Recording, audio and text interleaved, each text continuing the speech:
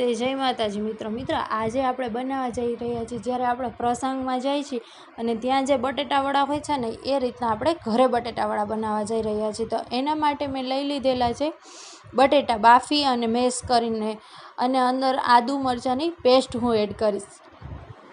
અને હવે આપણે એમાં બધા મસાલા કરીશું। તો બધા અને સુપર ડિલિશિયસ સ્વાદ જે આમાં આવતો હોય છે ને એ હોય છે ખારી સિંગનો અધકચરો ભૂકો કરેલો, એ હું એડ કરીશ એની અંદર। અને હવે હું બધા મસાલા કરીશ। તો મસાલામાં મેં લઈ લીધું છે મરચું પાવડર, 2 ચમચી જેટલો મરચું પાવડર લીધો છે। મિત્રો આ હું બનાવું છું ને અત્યારે જે બટેટાવડા એ 15 થી 20 વ્યક્તિ માટેના બટેટાવડા છે, એટલે એના માટે મેં 2 થી 2.5 કિલો જેટલા બટેટા બાફી અને મેશ કરીને લઈ લીધેલા છે।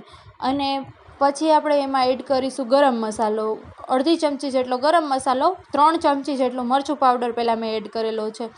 અને પછી આપણે એમાં મીઠું, ખાંડ, લીંબુ, ધાણા ભાજી એવું બધું મેં સરસ રીતે એડ કરી દઈશું આની અંદર।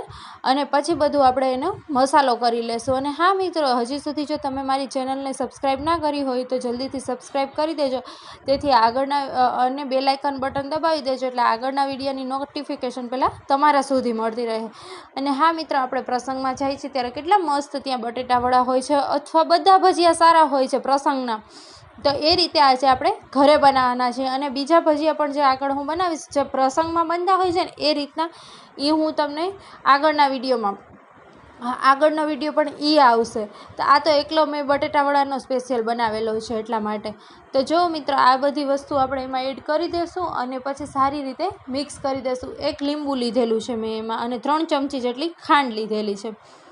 1 લીંબુ, 3 ચમચી જેટલી ખાંડ, આ રીતે તમે જો પરફેક્ટ માપ સાથે બનાવશો ને તો તમારી એકદમ મસ્ત બાજાર જેવા જ બનશે। અને હા મિત્રો, આપણે આમાં જ્યારે બેટર બનાવશું ને એમાં આપણે એકલો ચણાનો લોટ એડ નથી કરવાનો, એની સાથે સાથે કોર્નફ્લોર પણ એડ કરવાનો છે। મેં અત્યારે બ્લુબર્ડનો કોર્નફ્લોર આવે છે ને એ લીધેલો છે, પણ મેં આમાં ચણાનો લોટ આ કોરો છે ને એની સાથે જ મિક્સ કરી દીધેલો છે, એટલે હું વિડીયોમાં એ લેતા ભૂલી ગઈ હતી, એટલા માટે હું તમને કહી દઉં છું।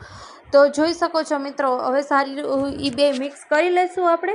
અને પછી હળદર અને મીઠું અને હિંગ, એ રીતનું આપણે બેટર એકદમ થીક તૈયાર કરવાનું છે, ના લિક્વિડ ફોર્મમાં નથી કરવાનું, અને એકદમ બેટરને થીક રાખવાનું છે। એટલે થીક રાખશું ને એટલે પરફેક્ટ બાર જેવા જ બનશે। અને જો મિત્રો, મેં આ રીતે પાડી લીધા છે। તમને હાથથી ફાવતા હોય તો તમે હાથથી પણ પાડી શકો છો, મેં આ રીતે અત્યારે ચમચીની મદદથી મૂકેલા છે। તો જો મિત્રો, આપણા બટેટાવડા બનીને રેડી થઈ ગયા છે। જય માતાજી મિત્રો।